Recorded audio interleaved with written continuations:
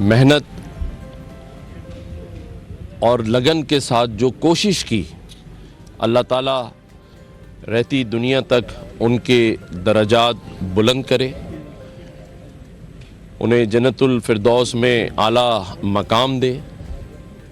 ابھی ان کے جو فیملی ممبرز ہیں ان کے ساتھ بھی ہم نے ملاقات کی۔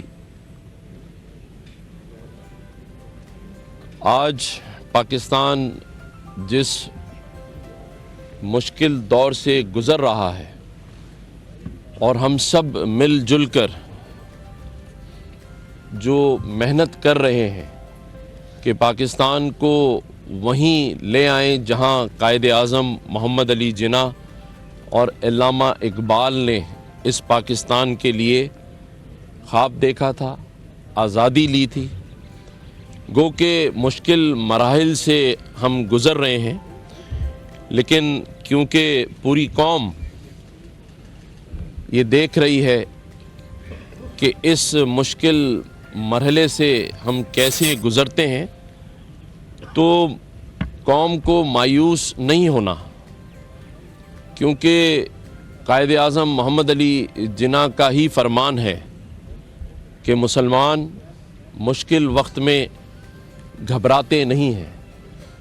ہمیں بحیثیت قوم محنت کر کے آگے بڑھنا ہے، اور ہم انشاءاللہ تعالی اس مشکل مرحلے سے بھی گزر جائیں گے۔ یہ قوم، یہ ملک ضرور ترقی کرے گا۔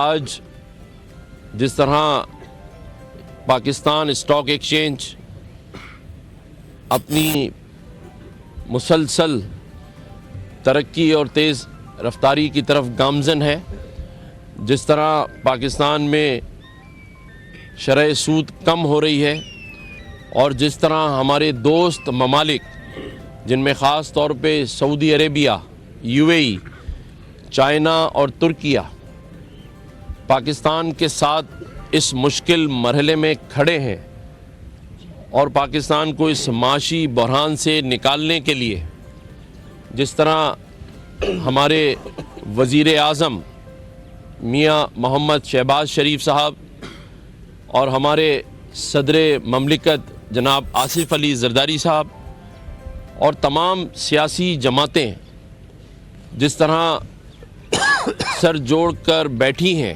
اور سبھی یہ چاہتے ہیں کہ پاکستان ترقی کرے، ہمارے لوگ جو مشکل وقت گزار رہے ہیں وہاں خوشحالی آئے، ہم سب مل جل کر اس ملک کو ترقی دینے میں اپنا اپنا حصہ ڈالیں۔ گو کہ بیرونی طاقتیں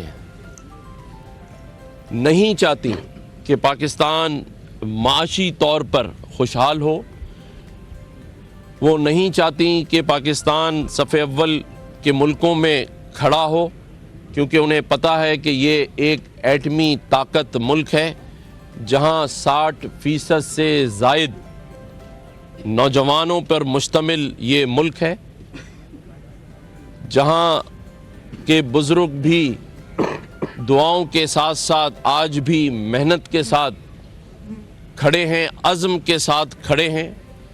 انہیں پتہ ہے کہ ایک مضبوط افواج پاکستان اور فورسز پاکستان کی سرحدوں کی حفاظت کے لیے مامور ہے، بلکہ اس سے ایک قدم آگے بڑھ کر اس ملک کے سپہ سالار، اس ملک کے آرمی چیف سید حافظ عاصم منیر صاحب معاشی بحران سے پاکستان کو نکالنے کے لیے ایز اے ٹیم حکومت کے ساتھ شانہ بشانہ کھڑے ہیں۔ سرحدوں کی حفاظت کے ساتھ ساتھ معاشی حفاظت کے لیے SIFC جیسے منصوبوں پر عمل درآمد کرانے کے لیے کوشاں ہیں۔ یہی وہ باتیں ہیں جس سے بیرونی طاقتیں پریشان ہیں، اور وہ گاہے بگاہے پاکستان میں حالات خراب کرنے کے لیے منصوبہ بندی کرتی رہتی ہیں، اور یہی وجہ ہے کہ کبھی ہم بلوچستان میں کوئٹہ جیسے شہر میں بڑے بڑے واقعات دیکھتے ہیں، اور آج بھی اس وقت پارا چنارگرم ایجنسی کا واقعہ آپ سب کے سامنے ہے کہ جس میں بیرونی ہاتھ ملوث ہے. دونوں لوگوں کے درمیان مصالحت کی کوشش ہو رہی ہے، لیکن بیرونی طاقتیں پاکستان کو صحیح سمت جانے سے روکنے کے لیے تیار کھڑی ہیں. اسی لیے ملک میں بار بار 9 مئی جیسے واقعات اور 24 نومبر جیسے واقعات جنم لیتے رہتے ہیں. سیاسی جماعت کے پیچھے بیرونی طاقتوں کا ہاتھ، فنڈنگ بار بار ایسے واقعات رونما ہوتے ہوئے دکھاتی ہے. لیکن اگر آج وہ بھی سمجھتے ہیں کہ مذاکرات سے ہی حل نکلنا ہے تو یہ خوش آئین ہے. میں سمجھتا ہوں کہ ہمیں پورے ریجن کو دیکھنا ہے، کیونکہ ہمیں ترقی کرنے کے لیے ایسی مثالیں دیکھنی ہیں کہ جہاں ذرا سی کوتاہیوں نے بڑے بڑے ملک کی حکومتیں تو ختم کی ہی، لیکن ان کی سرحدوں کو بھی غیر محفوظ بنا دیا. ہمارے سامنے شام، لبنان، عراق جیسی مثالیں موجود ہیں. اس لیے ہمیں شکر ادا کرنا چاہیے کہ پاکستان کے پاس ایک مضبوط افواج ہے. ہمیں یہ دعا کرنی چاہیے کہ کشمیری مسلمانوں کے لیے بھی اسی طرح سے آزادی ہو جیسے ہم اس پاکستان میں آزادی سے رہ رہے ہیں. ہمیں فلسطین کے مسلمانوں کے لیے بھی دعا کرنی چاہیے کہ انہیں بھی آزادی کے ساتھ رہنے کی اجازت ہو. جو واقعات وہاں ہو رہے ہیں انہیں اور ان کی روک تھام کی جائے. میں سمجھتا ہوں کہ ہم صحیح ٹریک کی جانب گامزن ہیں اور مشاورت سے ایک دوسرے کے ساتھ بیٹھ کر ان مسائل کا حل انشاءاللہ تعالیٰ نکالیں گے. پاکستان اسی طرف چلے گا جو قائد اعظم محمد علی جناح کا فرمان تھا، ان کی سوچ تھی، اسی طرف لے کر انشاءاللہ تعالیٰ ہم سب مل جل کر چلیں گے. اور میں آخری میں پھر یہ دعا گو ہوں کہ اللہ تعالیٰ ہمیں توفیق دے کہ ہم قائد اعظم محمد علی جناح کے فرمان اور ان کی کہی ہوئی باتوں پر عمل کریں اور اس پاکستان کو ان کی سوچ اور ان کے کہے ہوئے جو فرمان ہیں اس پر لے کر چلیں. اللہ تعالیٰ پاکستان کا حامی و ناصر ہو. بسم اللہ الرحمن الرحیم. آج 25 دسمبر 2024 مجھے یہ اعزاز ہے کہ میں گورنر صاحب کے ساتھ اپنی صوبائی کابینہ کے ساتھ یہاں قائد اعظم کی مزار پہ قائد اعظم محمد علی جناح کے 148ویں یوم پیدائش کے موقع پہ ان کو خراج عقیدت پیش کرنے کے لیے حاضر ہوا. قائد اعظم نے ہمیں اپنا پیارا ملک پاکستان دیا. اب یہ ہمارے اوپر ہے کہ قائد اعظم کی ویژن کے مطابق اس ملک کو جیسے گورنر صاحب نے فرمایا بیرونی طاقتوں سے جو ان کی سازشیں ہیں ان سے بچائیں، لیکن اس کا حل صرف ہمارے اپنے پاس ہے، ہم سب کے پاس ہے. دشمن تو ضرور کوشش کرتا ہے کہ کسی نہ کسی طریقے سے نقصان پہنچائے، لیکن اگر ہم سب متحد ہوں گے تو مجھے یہ پورا یقین ہے کہ اللہ تعالیٰ کے کرم سے ہم اس ملک کو اپنے بعد آنے والی جو پاکستان کے شہری ہیں، ہماری نسلیں، ان کے لیے ایک بہتر، امن پسند، ترقی یافتہ ملک بنائیں گے. ہمیں آج کے دن اس کے ساتھ ساتھ جو قربانیاں ہمارے شہداء نے دی ہیں، چاہے وہ شہید ذوالفقار علی بھٹو ہوں جنہوں نے اس ملک کو ایٹمی طاقت بنایا، چاہے شہید محترمہ بے نظیر بھٹو ہوں جنہوں نے میزائل ٹیکنالوجی دے کے اس ملک کے دفاع کو اور مضبوط کیا، اور ہمارے بہادر افواج، ہمارے رینجرز، ہمارے پولیس اور باقی جو شہداء ہیں، خاص طور پہ جمہوریت کے شہداء، ان کو یاد کرنا چاہیے. انہی شہداء کے خون کی وجہ سے ہی ہم آج مضبوط ہیں. انشاءاللہ تعالی اس وقت کی حکومت صدر آصف علی زرداری کی لیڈرشپ میں، میاں محمد شہباز شریف صاحب کی لیڈرشپ میں یہ پوری کوشش کر رہی ہے کہ ملک کے اندر جو اس وقت معاشی، سیاسی اور ہمارے जो अमन व अमान के मसाइल हैं उनको हल किया जाए, और इंशाअल्लाह ताला मुझे पूरा यकीन है कि मेहनत से, लगन से, नेक नियति से हम इन सारे मुश्किलात पे काबू पाएंगे।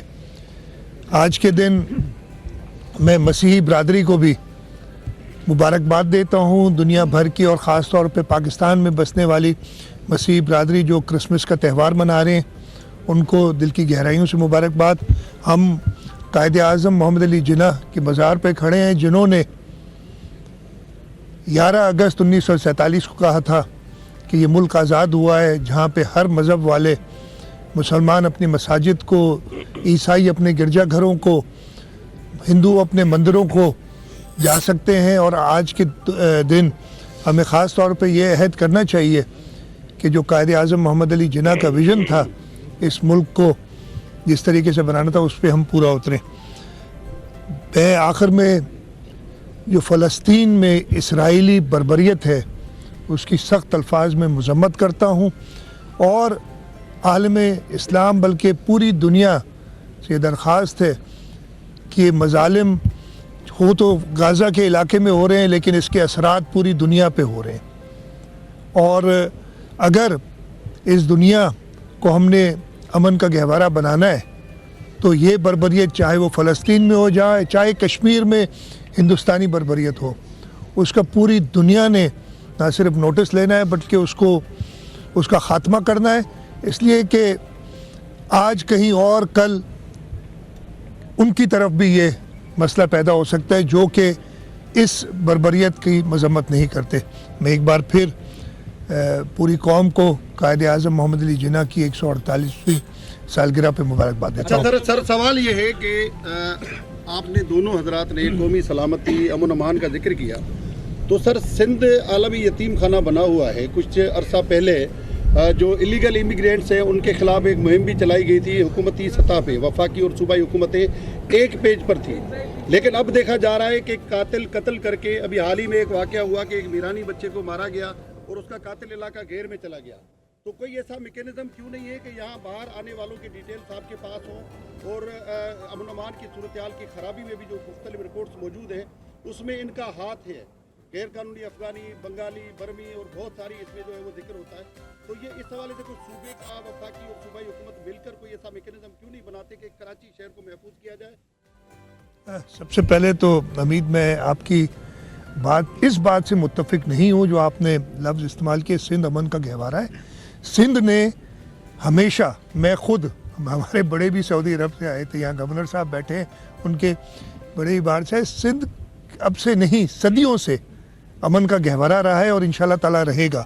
हाँ, जहाँ, और जो आपने दूसरी बात की, इस वक्त वफाकी हुकूमत और सूबाई हुकूमत इस बात पे बिल्कुल मुत्तहिद हैं और इसका अज़म है कि यहाँ पे गैर कानूनी जो भी लोग हैं को निकाला जाए, और ये किया है हमने।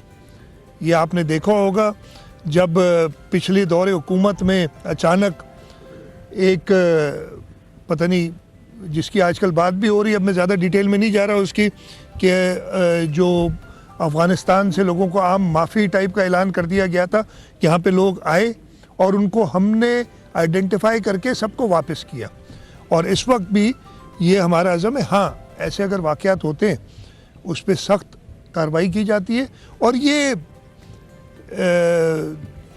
एक मर्डर भी इज़ वन टू मैनी। जब मैं आपको बताऊँ एक शख्स की भी जान ली जाती है तो एक से वो भी नहीं होनी चाहिए, लेकिन ये कहना कि हुकूमतें इस पे बिल्कुल खामोश हैं और कुछ नहीं कर रही, ये गलत है।